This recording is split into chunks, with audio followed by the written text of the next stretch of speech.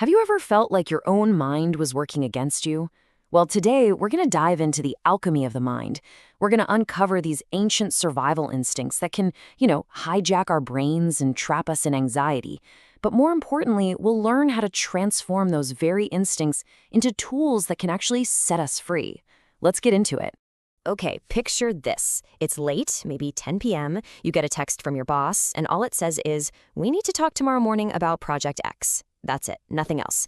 And suddenly your heart starts pounding, your stomach just drops.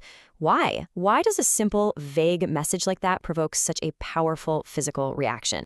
Well, the answer is actually pretty dramatic. That feeling, it's not a character flaw or a weakness. It's a full-on biological event. An ancient, incredibly powerful survival mechanism has just seized control of your mind.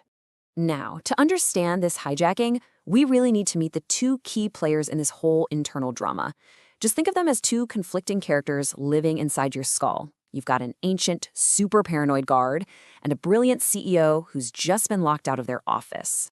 So what we see here is this fundamental conflict. On one side, you have the amygdala, our ancient guard. It is lightning fast, purely emotional, and its only job is to scream danger at the slightest hint of a threat.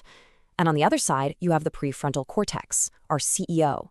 This part is slow, logical, and creative, but it needs a calm environment to do its best work. And this is where the hijacking actually happens. You see, when the ancient guard perceives a threat, and to our primitive brains, social rejection feels just as dangerous as a saber-toothed tiger, it triggers what's known as an amygdala hijack. It basically cuts the power to the CEO's office, locks them out of the control room, and just floods your system with stress hormones to get you ready to either fight or run away. And here's the thing you have to understand.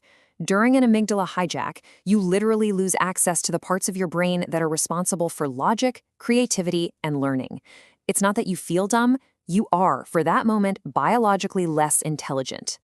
So with the CEO locked away, a second saboteur gets to take the stage. I like to call it the Mad Scriptwriter. You see, the brain absolutely hates uncertainty. It can't stand those information gaps. So to calm itself down, it starts writing a story to explain what's happening. This process is called confabulation. And the Mad Scriptwriter's motto is pretty clear. It will almost always write a negative story. Why would it do that?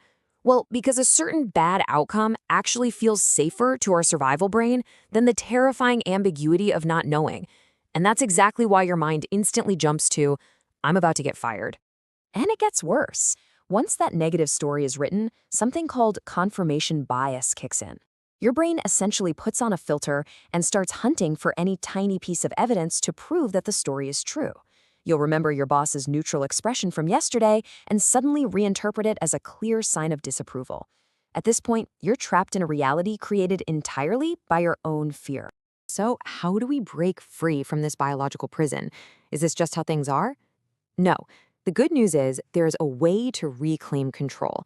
It's a 3-step rescue plan, and it's based on the incredible work of researcher Brené Brown. This process has 3 really distinct phases. First is the reckoning, which is where we just notice that we're hooked by an emotion. Second is the rumble, where we get brutally honest about the stories we're telling ourselves. And finally, the revolution, which is where we get to write a new, more truthful ending. The first step, the reckoning, is all about just noticing the feeling without being completely swept away by it. You just have to say to yourself, wow, I am really hooked right now. I'm curious what's going on. That simple act of getting curious is the biological antidote to anxiety. It begins to calm down that ancient guard and sends a safety signal to your entire nervous system. All right, now for the main event, the rumble. This is where we bravely step into the ring and actually wrestle with the story that our Mad Scriptwriter has created. It's all about facing that gap between what actually happened and the meaning that we've attached to it. This right here is the most powerful tool for the rumble. On the left side, you list the data. These are the objective, undeniable facts that a camera would have recorded. For example, my boss sent me a text.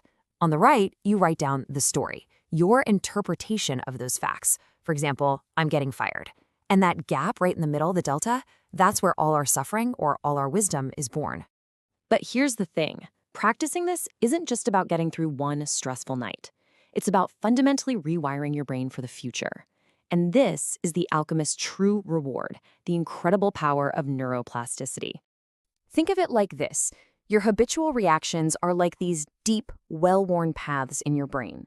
Every single time you react with fear and panic to an uncertain text, you're digging that fear to fight or flight trench just a little bit deeper, making it the default route your brain wants to take.